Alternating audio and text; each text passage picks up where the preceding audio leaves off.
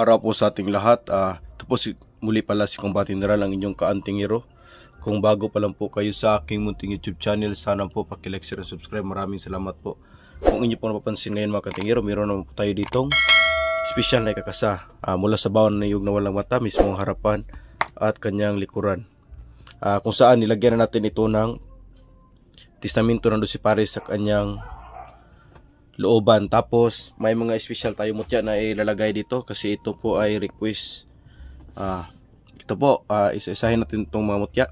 Bato omo, mutya ng sawaki o mutya ng tuyong, sun quartz o mutya ng langit-langit, mutya ng lupa, itim na mutya ng suso, puti na mutya ng suso, mutya ng kabibi, mutya ng prutas.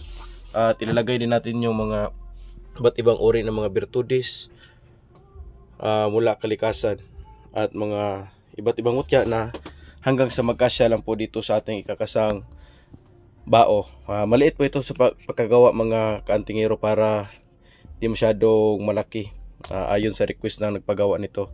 Kaya abangan nyo po mga kaantingero pag atin na itong ilalagay dito para makita natin kung hanggang saan lang ating mailagay.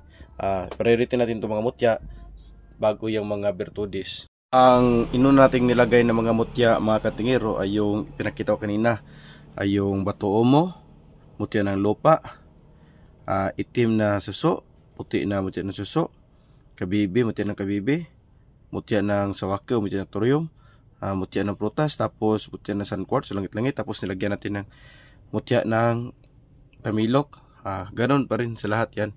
Pansin nyo po, saka dagdagan ko na po yan mga katingero kasi pwede pa namang dagdagan, kayang-kaya pa. Yan, tapos mapakita ko po pag nilagay ko na yung nairagdag ko ng mga birtudes at mga additional mutya. Okay mga katingero? At narito na po mga katingero, talagang pinuno na po natin. Nagdagan pa natin ng panakaking itim, bahay-bahay, buyang-yang kontra sa usog. Tapos dugtong buhay, kung tawagin sa amin dito ay balisong, pula at puti. Nagdagdagan din natin ng kahoy na naging bato, itim na kristal, tapos santo ara, at may naragdag din tayo ditong tikong bibig, guamila silis, at syempre yung mga kaunting piraso ng mga kahoyng girero o kahoyng dipinsa laban sa mga pisikal na atake. Yan na po, bali paglapat na lang yan mga katingero. Hindi po natin tinipid ang laman nating mga mutya at birtudes kalikasan para po sulit na sulit po mga kaantingero. Yan po ating pagkasa sa special paggawa ng isang kaibigan nating nag-request na ganito daw ang kanyang ipagawa para sa kanila. Okay mga kaantingero, mamaya papakita ko po pag matapos ko na po iyang may paglapat at ma-finish na. Narito na mga kaantingero, tapos na natin ipaglapat. Ayan, antayin na lang manigas tong epoxy. Yan, na-epoxy na po siya.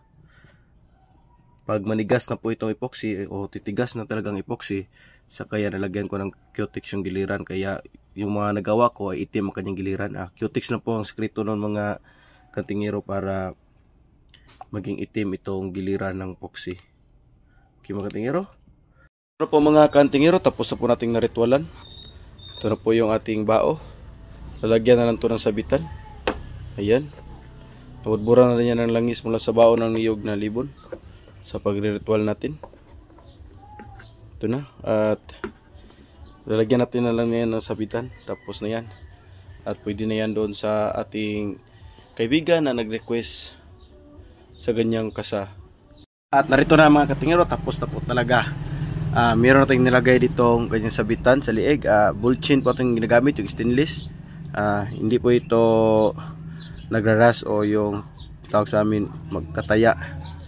Dahil stainless po ito ating ginamit. Tapos mas maganda kasi ito kasi malinis tignan mga katingero sa ligan. Para lang siyang dugtag kung yung pagmasdan ng pag itong ginagawa nating sabitan.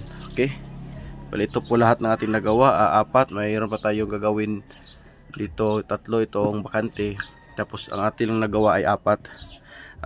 Ito special mga katingero sapagkat may nakakuha na sa akin nito noon na pinalagyan talaga niya ng omo kasi daw tested na nila sa kabal. Kaya nag-request siya na ganun pa rin pag gumawa ako, huwag daw kalimutan yung omo dahil yung ulin lang kinuha sa akin malakas na sa kabal pag may halong omo Okay mga katingero, ito po lahat ang ating nagawa mula sa baon ng niyog na walang mata, mismong harapan at likuran.